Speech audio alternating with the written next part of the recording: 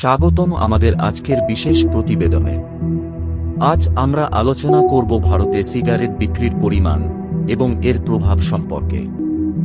আসুন শুরু করি। ভারতে সিগারেট ধূমপানের প্রচলন দিন দিন বৃদ্ধি পাচ্ছে।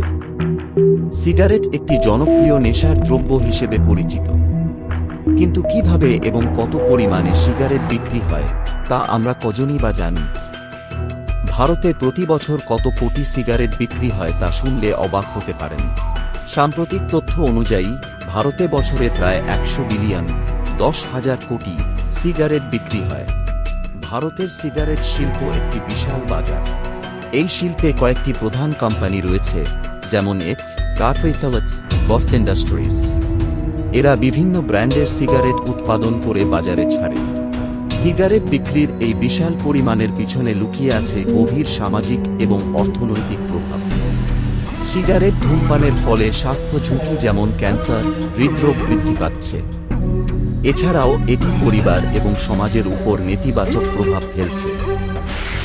ভারত, যেখানে সিগারেটের ব্যবহার একটি গুরুত্বপূর্ণ বিষয়, কিন্তু এই সিগারেটের ব্যাপক ব্যবহার আমাদের স্বাস্থ্যের উপর কেমন প্রভাব ফেলে? সিগারেটের ধূমপান ফুসফুসের ক্যান্সার, হৃদরোগ এবং অন্যান্য গুরুতর রোগের কারণ হতে পারে। ভারতের স্বাস্থ্য মন্ত্রণালয় এ বিষয়ে জনসচেতনতা বাড়ানোর চেষ্টা করছে। সরকার ইতিমধ্যেই বেশ কিছু পদক্ষেপ নিয়েছে, যেমন সিগারেটের প্যাকেটে সতর্কবার্তা, ট্যাক্স বৃদ্ধি এবং ধূমপানের ওপর নিষেধাজ্ঞা। কিন্তু এই পদক্ষেপগুলি কি যথেষ্ট? আপনি কি মনে করেন? কমেন্টে আমাদের জানান। এই ছিল আমাদের আজকের ভিডিও। যদি ভিডিওটি ভালো লেগে থাকে তাহলে লাইক দিন, শেয়ার করুন এবং আমাদের চ্যানেলটি সাবস্ক্রাইব করতে ভুলবেন না।